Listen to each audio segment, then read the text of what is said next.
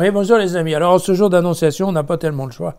On va lire l'évangile de Luc, chapitre 1, les versets 26 à 38, pour un texte que nous avons déjà entendu de nombreuses fois. Le 6e mois, l'ange Gabriel fut envoyé par Dieu dans une ville de Galilée du nom de Nazareth à une jeune fille, accordée en mariage à un homme nommé Joseph, de la famille de David. Voilà, cette jeune fille s'appelait Marie. L'ange entra auprès d'elle et lui dit « Sois joyeuse, toi qui as la faveur de Dieu, le Seigneur est avec toi. » À ces mots, elle fut très troublée. Et elle se demandait ce que pouvait signifier cette salutation. Alors l'ange lui dit « Sois sans crainte, Marie, car tu as trouvé grâce auprès de Dieu. Voici que tu vas être enceinte, tu enfanteras un fils, tu lui donneras le nom de Jésus. Il sera grand, il sera appelé Fils du Très-Haut.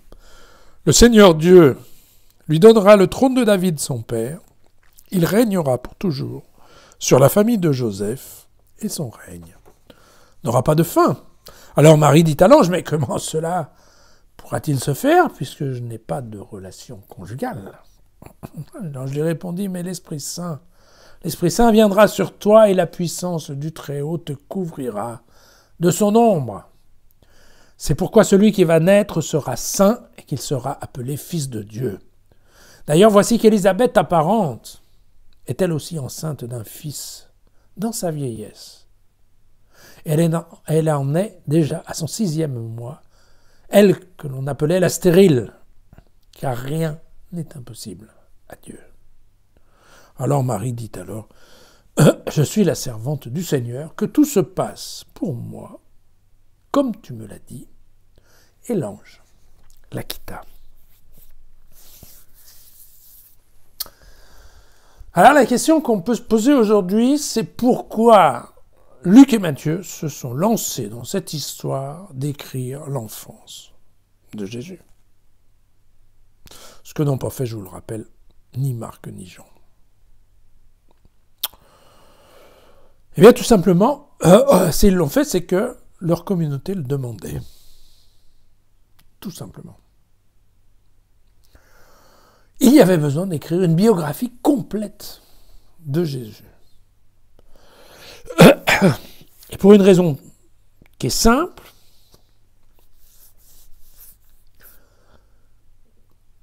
on veut, par l'Évangile, nous dire que Jésus était le Fils de Dieu, mais dans cette histoire publique,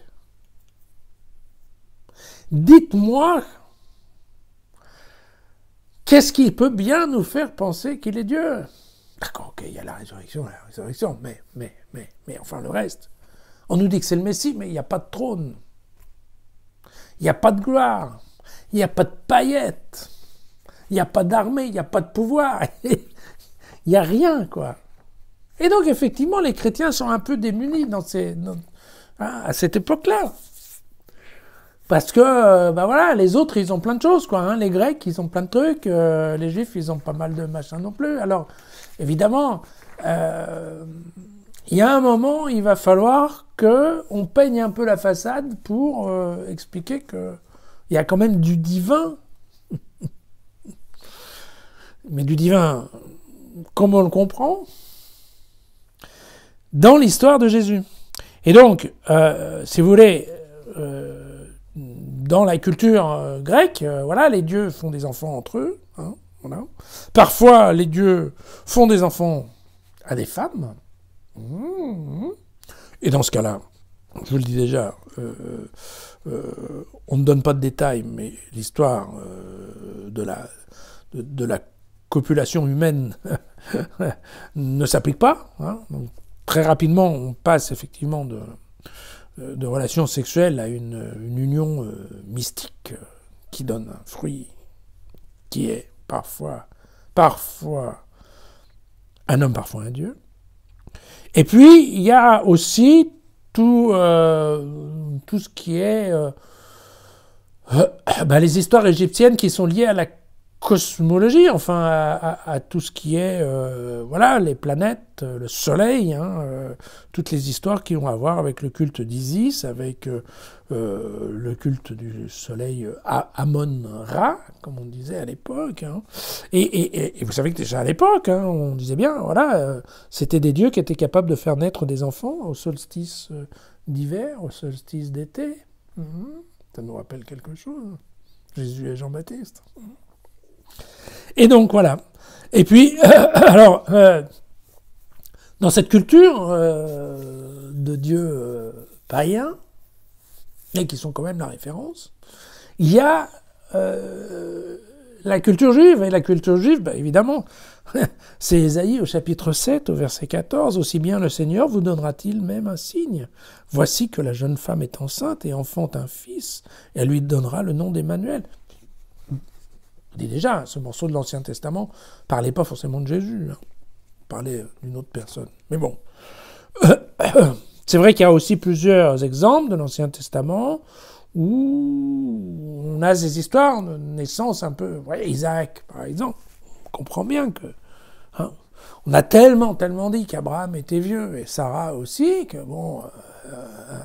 on se doute bien que c'est pas forcément Abraham le géniteur, voilà. Alors c'est un mot couvert, puisque c'est dans l'Ancien Testament, mais enfin, on comprend bien qu'il s'est passé des choses sans qu'il s'en passe d'autres. Je ne sais pas si je me fais comprendre. Voilà. Alors, bon, la structure du texte, elle est typiquement celle d'une annonce divine, en particulier, donc ça respecte toutes les étapes. C'est un style littéraire qui est connu, ça commence par l'apparition du messager, le trouble de la personne qui est visitée, il y a la délivrance du message, les arguments de la personne qui reçoit le message et qui va normalement rouspéter un peu, et puis finalement, il y a la confirmation du message par un signe, donc ou par un signe de l'envoyé, ou par un signe de la personne qui va en effet signifier qu'elle a bien reçu le message 100%, quoi. Voilà. Alors, c'est vrai que globalement à l'époque il faut une maternité virginale si on veut une filiation divine, parce que ça n'existe pas par contre. Dans aucune culture, il y a un Dieu qui naît de l'accouplement de deux humains. Ça marche pas. D'accord ? Et l'ange ne sert à rien, l'envoyé de Dieu, si on rajoute pas ça. Donc il faut bien qu'il y ait une conception miraculeuse de Marie par le Saint-Esprit. Voilà. À l'époque d'ailleurs, ça ne choquait personne. Donc Luc nous présente Marie comme étant vierge, ce qui est tout à fait probable. D'ailleurs, elle va confirmer, mais c'est vrai qu'en effet, à l'époque, une jeune fille de 12 ans, ce qui devait être à peu près l'âge de Marie, pouvait déjà être promise à un certain mariage, mais que, en tout cas, jusqu'à l'âge d'être, comment dirais-je, en possibilité d'enfanter, eh bien, tout simplement, la jeune fille vivait encore sous le toit de ses parents et dans le cadre d'une certaine chasteté, voire d'une chasteté certaine. Donc la situation est tout à fait plausible. C'est amusant la façon dont Luc nous montre un parallèle entre Zacharie,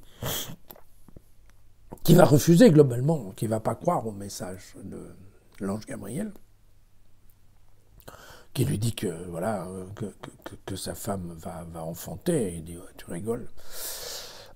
Et donc d'ailleurs il va se retrouver muet jusqu'au jour de l'enfantement de Jean-Baptiste, et puis voilà, puis de l'autre côté on a au contraire cette jeune femme qui est Marie, qui elle, eh bien, accepte et qui dit ok, pas de problème, mon Seigneur est mon Dieu. Alors, vous voyez que globalement c'est vrai aussi que dans la construction de Luc, c'est une très bonne idée que Joseph soit issu de la lignée de David, puisque on va pouvoir rejouer le jeu de l'alliance de Dieu avec son humanité, et donc intégrer très bien, en fait, les évangiles dans la suite des textes de l'Ancien Testament. Donc voilà. Donc c'est vrai que si ce genre de texte pose un certain nombre de problèmes de nos jours, c'est marrant d'ailleurs parce que des fois on a l'impression que la naissance virginale de Jésus pose des fois plus de problèmes que sa résurrection, ce qui est un peu étonnant, mais bon. C'est comme ça. C'est par contre ce genre de texte qui a permis à la communauté chrétienne d'exister, puisque ça leur a permis de dire, en effet, à leurs copains juifs ou à leurs copains grecs, mais vous voyez, moi, Moi, je crois dans Jésus, qui est autant divin que vous les vôtres, en fait, quoi. Je n'ai pas honte de mon Dieu. Il vaut bien les vôtres. Alors, peut-être il y a moins de pompes, il y a moins de brillants, il y a moins d'or, mais vous voyez, il y a bien tout un mystère en termes de création, il n'y a aucun doute. C'est bien une création divine. D'accord ? Donc, qu'à la fin, que ce texte soit vrai ou pas n'a aucune importance. Ce qui est certain, c'est qu'il a été utile. Voilà. À nous d'en faire bon usage. À demain.